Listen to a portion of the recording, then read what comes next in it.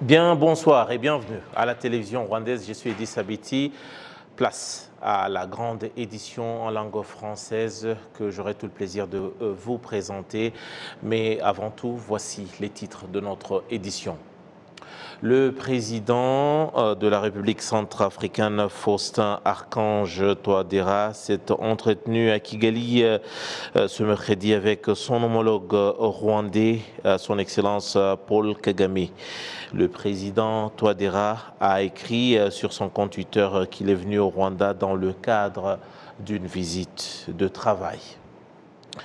Le Rwanda n'est pas à l'origine du mal et des problèmes de la République démocratique du Congo. Ce sont les propos du porte-parole adjoint du gouvernement du Rwanda, Alain Mukurarinda, qui s'est adressé à la télévision rwandaise qu'on va suivre dans cette édition. Et puis plus de 4000 chansons rwandaises enregistrées du temps des colonisations récemment remises au gouvernement du Rwanda vont bientôt être numérisées.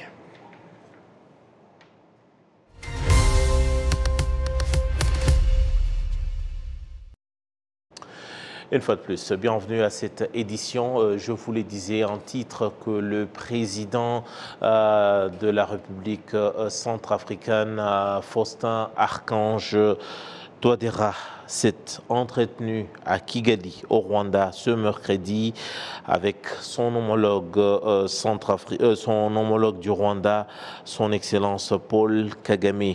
Le président Touadéra a écrit sur son compte Twitter qu'il était venu au Rwanda dans le cadre d'une visite de travail au pays de 1000 collines. Avec le président Kagame, a-t-il dit, on a fait le tour d'horizon de l'actualité de notre sous-région. Ensemble, nous avons décidé de renforcer la coopération bilatérale dans plusieurs domaines d'intérêt commun. Le Rwanda et mon pays entretiennent des relations fructueuses depuis mon arrivée à la magistrature suprême, a déclaré le président Archange Touadéra. Les deux chefs d'État ont échangé sur la coopération du Rwanda et de la Centrafrique dans les domaines variés tels que la sécurité, la gouvernance ou encore le développement économique.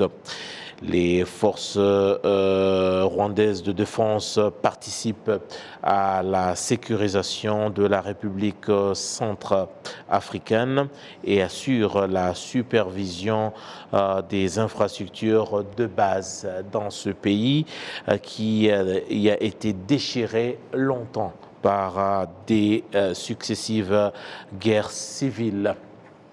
On va revenir à cet élément plus tard avec un peu plus d'analyse.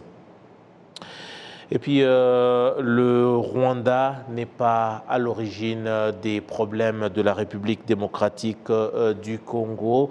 Ce sont les déclarations faites par le porte-parole du gouvernement, le porte-parole adjoint du gouvernement rwandais, Alain Mukurarinda. Celui-ci était avec notre confrère Jean Damascène Maneshimwe il y a quelques minutes. Celui-ci déclare que Mukurarinda a tenu à préciser que le gouvernement congolais devrait privilégier la voie de la diplomatie pour résoudre ces problèmes dans cette crise congolaise. Je vous propose ici donc l'entretien, surtout l'interview exclusive qu'il a eue avec notre confrère Jean Damascène Maneshimwe pour comprendre les tenants et les aboutissants de cette question et surtout de la position du Rwanda par rapport à la question sur la RDC. Il y a des accusations ou des déclarations du gouvernement congolais qui, au contraire, qui sont devenues une habitude, il n'y a rien de nouveau, mais qui, au contraire, tendent à prouver ou qui prouvent la mauvaise volonté du gouvernement congolais à appliquer, à mettre en place les processus qui ont été déterminés, les processus de Luanda, les processus de Nairobi, ou ce qui a été décidé lors de la rencontre entre les deux présidents et le président français. Ces processus ont déjà démontré que si on veut résoudre le problème qui se pose aujourd'hui, il faut combattre tous les groupes armés, toutes les milices qui combattent dans l'est du pays. Aujourd'hui, le gouvernement rwandais est toujours surpris de voir que l'un de ces groupes continue à collaborer avec les FARDC, l'armée congolaise, et aujourd'hui, le gouvernement congolais n'en parle pas, alors que le Rwanda a toujours posé ce problème. Au lieu d'en parler, il va toujours essayer de s'attaquer à un seul mouvement, alors qu'il y en a plus de 100 dans la région. C'est pour cela que je dis que c'est une façon de fuir ses propres responsabilités, tout en ayant un manque de volonté, tout en ayant une attitude qui fuit la responsabilité ou le chemin dans lequel on pourrait passer pour essayer de trouver des solutions aux problèmes qui se posent aujourd'hui. Les problèmes ont été bien déterminés, ce sont les groupes armés, les mouvements militaires qui se battent dans la région, et tant qu'on ne combattra pas ces groupes armés sans faire de distinction, ce problème ne va pas se résoudre. Et au contraire, on essaie de mettre les problèmes sur le dos du Rwanda en collaborant avec un des groupes qui veut attaquer le Rwanda. Et justement, les Mukurarinda, on le voit à toutes les occasions des autorités congolaises, que ce soit le chef de l'État ou les autres membres du gouvernement, à toute occasion qui se présente, on accuse le Rwanda d'être à l'origine du mal congolais. D'après vous, qu'est-ce qui explique cette situation? Pourquoi penser toujours que tout le mal congolais vient du Rwanda? Je pense que dans le temps, le gouvernement rwandais n'a pas voulu répondre à cette question parce que c'est une question qui nous amène à parler des affaires internes de notre pays, de notre gouvernement. Mais aujourd'hui, on peut en parler parce que dans le dernier communiqué qui a été fait par le porte-parole du gouvernement congolais, lui-même en a parlé. Aujourd'hui, à la fin de ce communiqué, il dit, je cite, qu'il prend à témoin la communauté internationale en affirmant que si la situation ne se stabilise pas dans l'Est du Congo, il n'y aura pas des élections. Des élections qui doivent se dérouler en 2023. Exactement, dans une année. Aujourd'hui, on se pose la question, est-ce que c'est l'objectif du gouvernement congolais de faire glisser les élections, ou alors pourquoi le dire une année en avance au lieu de choisir le chemin de résoudre le problème parce qu'on a encore le temps? Si on a 12 mois, 15 mois pour résoudre un problème qui pourra faire qu'il n'y ait pas des élections, au lieu d'aller dans la voie de trouver des solutions, des voies qui ont été proposées, qui sont sur la place publique, qu'on devrait tout simplement appliquer, on commence à dire que non, si dans la région il n'y a pas la paix, il n'y aura pas les élections. C'est aussi une contradiction, parce qu'il y a quelques années, il y a eu des élections, et pourtant, la région n'était pas stabilisée. Le problème était toujours là. Le problème était toujours là. Mais je pense qu'il y a aussi quelque chose qui se cache derrière. Aujourd'hui, ça fait une année que cette région a été changée ou mise sous les ordres des militaires. Oui. Mais je pense que les autorités congolaises commencent à se poser des questions. Qu'est-ce qu'on va dire à notre population? Rien n'a changé. Rien n'a changé depuis une année. On a donné des armes, on a donné des moyens, on a changé les gouverneurs. Oui. Et je pense que aussi cela va être mis sur le dos du Rwanda. Donc aujourd'hui, on n'aimerait pas parler des problèmes internes de notre gouvernement, mais que comme eux-mêmes l'ont mis sur la place publique, le Rwanda doit en parler, surtout que si on n'en parle pas, on dit que c'est nous qui sommes la cause. Oui. Et justement, on peut se demander si, face à cette attitude des autorités de la République démocratique du Congo, est-ce qu'il y a lieu d'espérer que les efforts qui avaient été entrepris par les pays de la région, il y a des mécanismes qui avaient été mis en place, est-ce qu'on peut espérer que ces efforts ne seront pas réduits à néant? Non. La volonté est toujours là, que ce soit de la part du gouvernement rwandais, que ce soit de la part des pays de la région. Tout le monde a décidé, tout le monde veut résoudre ce problème de façon à travers les discussions, à travers les débats, en évitant la guerre. Donc cette volonté, elle est toujours là. Et je ne pense pas que c'est parce qu'aujourd'hui, il y a des difficultés qu'on devrait perdre espoir ou laisser tomber. Parce que si on laisse tomber, ce sera encore pire. Et ce sera pire pour la population. Et ça, ce n'est pas quelque chose d'acceptable. Il faut toujours vouloir parler, discuter. Et le gouvernement rwandais a toujours pris cette décision qu'il allait faire tout ce qui est son possible, tout ce qu'il est capable de faire pour résoudre ce problème par la voie de la paix, par la voie des discussions. Oui. Et pour terminer, si le gouvernement congolais continue toujours de prendre le Rwanda comme un bouc émissaire de ses propres problèmes, et continue d'accuser le Rwanda, et finalement, qu'est-ce que le Rwanda va faire face à cette situation? Le Rwanda gardera toujours sa ligne de débat, de discussion. Les canaux seront toujours ouverts pour trouver des solutions à ce problème. Et j'espère qu'à certains moments, le gouvernement de la République congolaise, de la RDC, reviendra à la raison. C'est juste... On lui demande d'appliquer les processus, les décisions, les conventions qui ont été prises par les différents pays de la région. C'est la seule chose, c'est la seule solution, c'est le seul moyen de trouver une solution à ce problème. Mais il n'est pas question qu'on aille vers la guerre, mais le Rwanda continuera toujours de faire attention à ce que la sécurité de son territoire et la sécurité de son peuple soient toujours assurées. Le Rwanda reste engagé pour la paix. Le Rwanda reste engagé pour la paix. C'est d'ailleurs pourquoi, dernièrement, on a même parlé des Rwandais qui étaient attaqués, que ce soit des Rwandais qui vont au Congo, que ce soit des Congolais d'origine rwandaise ou que ce soit des Congolais rwandophones qui sont toujours agressés sur des attaques sur base de la haine raciale. Le Rwanda va toujours dénoncer cela. C'est bien que les autorités congolaises aient aussi dénoncé ces attaques, mais aujourd'hui, on aimerait aussi voir aller plus loin. Si des attaques se font pendant la journée, s'ils sont sur les réseaux sociaux, donc il y a moyen d'identifier les personnes qui le font. On aimerait qu'un jour aussi, on attende que voilà, quelqu'un ait été poursuivi. On passe à des actions concrètes. À des actions concrètes. Sinon, les gens vont continuer à penser que voilà, vous ne faites que crier, vous ne faites que dénoncer, mais finalement, il n'y a pas d'action et cela va continuer à se faire. Oui. Alain Mukuralinda, merci d'avoir répondu à notre invitation. Merci de m'avoir invité. Je rappelle que vous êtes le porte-parole adjoint du gouvernement du Rwanda. Merci et bonne journée. Merci. Je vous rappelle également que vous êtes Jean-Damascène Manishimwe qui est donc faisait l'interview. On passe à autre chose à présent pour parler de l'Office rwandais d'investigation RIB qui invite différents organes à fournir des efforts dans l'octroi des services de qualité à la population, car une bonne prestation de service contribue à la réduction des problèmes qui souvent reposent sur la corruption et l'injustice. L'Office rwandais d'investigation RIB a fait cette indication lors des discussions qu'il a tenues avec différents partenaires, organes de la ville de Kigali, où il leur a présenté le résultat du mois consacré à ces services auprès de la population. L'Office rwandais d'investigation dit qu'il a reçu au cours de ce mois auprès de la population 148 doléances, dont 41 ont été résolues et d'autres ont été transmises à leurs organes.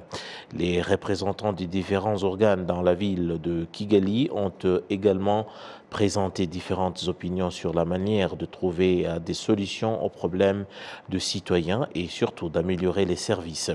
Il s'agit notamment que lorsqu'une personne présente un problème, l'organe il a été donc soumis, devrait fixer le jour auquel le problème sera traité. Sinon, que le citoyen soit informé que le problème a été transmis au niveau supérieur. Parlons culture, art, héritage et surtout colonisation. Après que donc plus de 4000 chansons rwandaises enregistrées du temps de la colonisation, récemment remises au gouvernement du Rwanda, seront bientôt numérisées. Ce sont en tout cas les propos de l'Académie rwandaise de la culture qui a affirmé cela. C'était ce jeudi, à l'occasion de la Journée internationale de l'héritage audiovisuel. Les détails ici, c'est avec notre consoeur Winnie Nkurunziza. Le Rwanda dispose d'un héritage culturel assez riche dans des domaines variés. L'Académie rwandaise de la culture déplore par ailleurs le fait que cet héritage n'est pas adéquatement conservé. Aujourd'hui, c'est une occasion de mener cette sensibilisation pour éveiller la conscience déjà et en attirant l'attention sur l'importance, puisque c'est vraiment un patrimoine riche en informations dans tous les domaines, la politique, l'économie, la culture et l'histoire, dont nous voulons vraiment promouvoir l'acquisition de ces patrimoines. L'Académie rwandaise de la culture déplore également le fait que cet héritage ne se retrouve pas en un seul endroit, ce qui complique davantage la conservation numérique de ce patrimoine. Au niveau de l'équipement matériel adéquat, c'est des équipements qui ne sont pas facilement, qui sont accessibles mais qui sont très chers actuellement. Et les connaissances d'utiliser cet équipement, les équipements de la numérisation de ces patrimoines. Et même nous, dans notre institution, on n'a pas encore vraiment acquis cet équipement, mais il existe. Nous avons pu, par exemple, numériser les archives à Gachacha, etc. par exemple, et nous allons continuer pour d'autres. Mais dans le cadre de l'audiovisuel, le patrimoine audiovisuel, il y a toujours ces obstacles, surtout au niveau de la collecte de ces informations qui sont éparpillées. C'est ça vraiment le problème numéro un.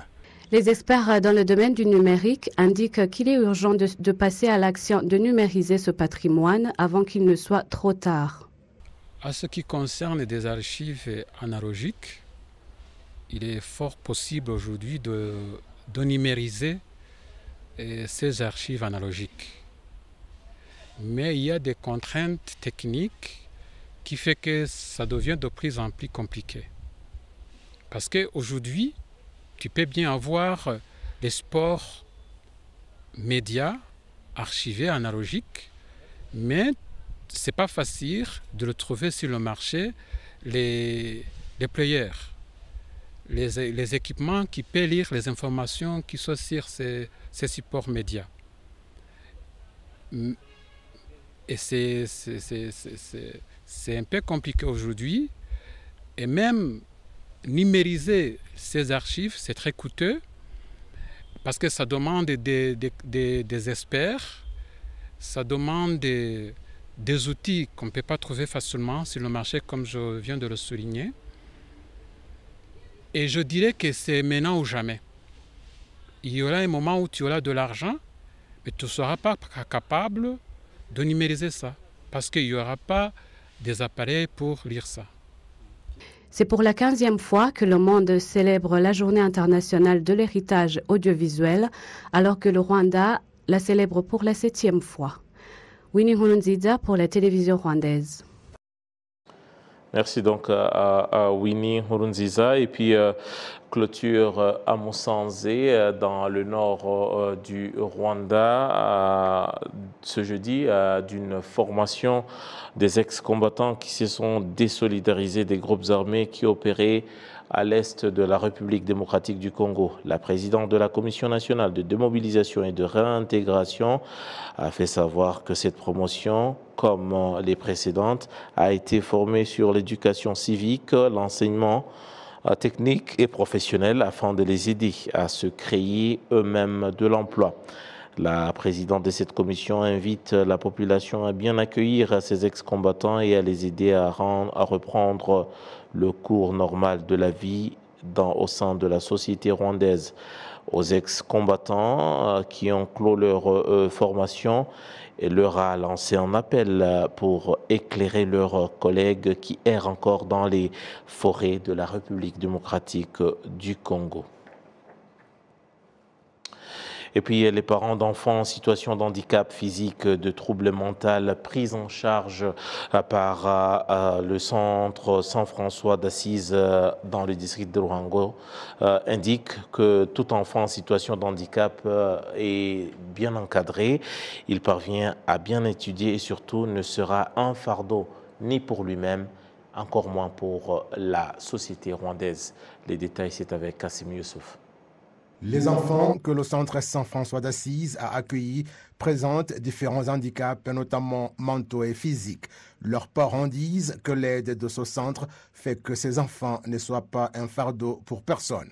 Sœur Vivine Nyirarukundo, responsable du programme de prise en charge de ces enfants au centre Saint-François d'Assise, souhaite qu'on leur apporte du soutien pour accroître la capacité de l'aide qu'ils destinent aux enfants en situation de handicap, d'autant plus qu'ils sont nombreux dans le pays. Le ministre de l'administration locale, Gatabazi Jean-Marie Vianney, demande aux parents à prendre soin des enfants nés avec un handicap au même titre que d'autres enfants et exhorte les parents en général à se faire dépister dès le début de la grossesse.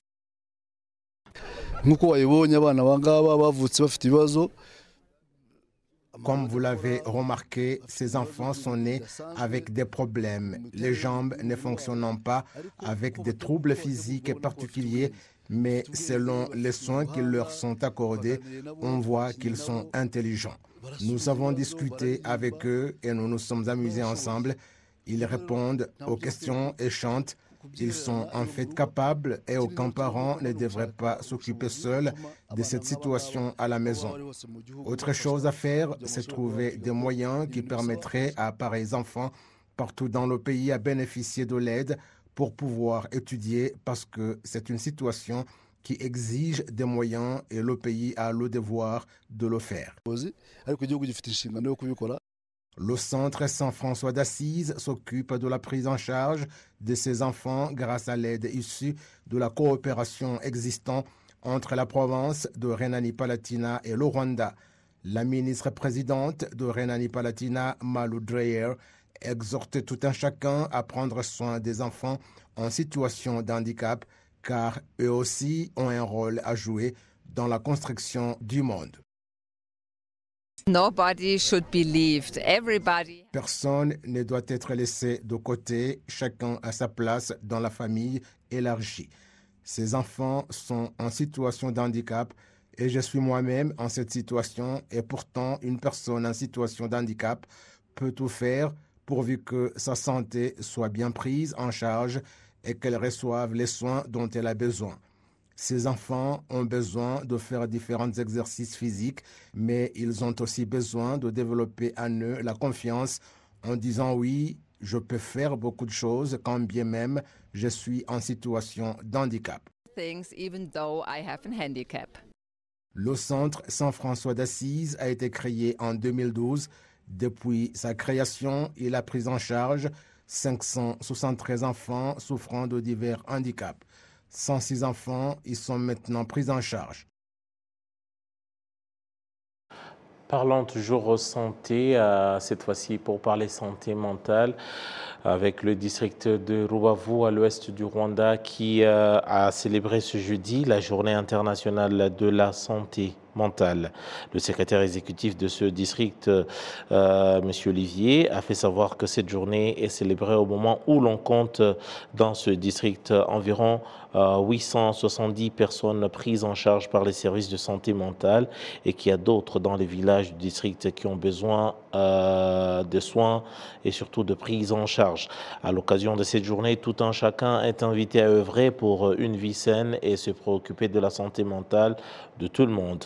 Quant au docteur Bizoza Rutakaire et psychiatre à l'hôpital neuropsychiatrique de Ndera, dans la ville de Kigali, à propos de la dépression qui est aussi un trouble mental qui peut toucher n'importe qui dans la société. Il exhorte tout un chacun et particulièrement les plus jeunes à trouver des réponses en eux-mêmes car ils ont le potentiel de l'avenir et surtout des solutions en eux-mêmes. On écoute ici le docteur Bizoza Rutakaire du centre psychiatrique à l'hôpital neuropsychiatrique donc d'Ndera dans la ville de Kigali. Le premier capital, c'est ce que tu as en toi. Cherche d'abord à découvrir ce que tu as en toi, ça va provoquer la manifestation du capital. Parce qu'à partir de l'idée, à partir du moment où tu commences à te poser des questions du genre, quels sont les problèmes qui sont dans la société que je peux résoudre? Parce que chacun de nous a un niveau des choses qu'il connaît. que l'autre ne connaît pas, des choses qu'il a, que l'autre n'a pas. Qu'est-ce que je peux aider pour aider les autres? Dès que tu commences à te poser des questions comme ça, tu peux créer des choses qui sont innovatrices et qui peuvent te permettre d'être occupé, peut-être au début volontairement. Donc, commencez par vous-même chercher à vous valoriser. Et à chercher les forces qui sont cachées en vous pour les exprimer, pour les extérioriser. Ça vous permettra de bien occuper les 24 heures que chacun de nous a. Le même Miles Monroe, j'aime beaucoup écouter ses enseignements, il a dit que chaque être humain a 24 heures dans la journée. Et la manière dont il gère ces 24 heures déterminera ce qu'il sera demain. S'il fait des mauvais choix aujourd'hui, dans les 24 heures qu'il a chaque jour, eh bien, demain sera hypothéqué. Mais s'il fait des bons choix, il met en action ses idées aujourd'hui, il cherche des connexions aujourd'hui, il cherche des solutions en lui et autour de lui, au lieu d'être négativiste et pessimistique, très souvent, ça l'aide aussi à bien occuper le temps et à éviter ces maladies comme la dépression qui sont aussi appelées des chronopathologies. Chronos, c'est le temps, c'est-à-dire des maladies qui sont dues à l'ennui, au fait qu'on n'est pas occupé, et donc on va prendre la drogue, on va prendre l'alcool, parce qu'une des raisons dans la jeunesse qui amène beaucoup à consommer l'alcool et la drogue, c'est souvent soit le manque d'affection qu'ils ont trouvé dans la famille, soit les violences domestiques qu'ils voient, la maman dont est victime, ou l'atmosphère même négative de la famille, et donc ils vont chercher cette atmosphère apaisante, sociale, chez des pères qui ont cette mauvaise habitude de consommer l'alcool et consommer la drogue, et ils développent ainsi la maladie mentale, et d'autres aussi c'est à cause de la dépression. Voilà, donc c'est sur cet élément, sur la santé mentale, que nous mettons un point final à notre édition. Mais avant de vous quitter, je vous rappelle les titres de notre édition. Le président de la République centrafricaine, Faustin Archange Touadéra, s'est entretenu à Kigali ce mercredi avec son collègue rwandais, son Excellence Paul Kagame. Le président Touadéra, à travers son compte Twitter, a déclaré être venu au Rwanda dans le cadre d'une visite de travail. Et puis, le Rwanda n'a pas ou n'est pas à l'origine du mal et des problèmes de la République démocratique du Congo. Ce sont les propos d'Alain Mukurarinda, porte-parole adjoint du gouvernement du Rwanda, qui s'est exprimé ce jeudi au micro de la RBA.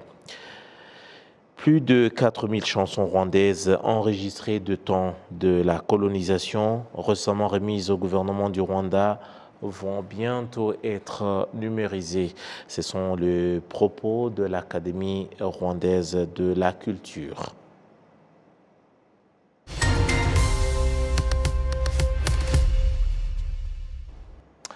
Au nom de toute l'équipe au niveau de la régie, des équipes conduites par Léoncy Kanzaire, à mon nom propre Edis Abiti, je vous remercie d'avoir été de nôtres et surtout je vous invite à rester fidèles à nos programmes. Quant à moi, j'aurai tout le plaisir de vous retrouver très prochainement pour une nouvelle édition. En attendant, prenez soin chez vous.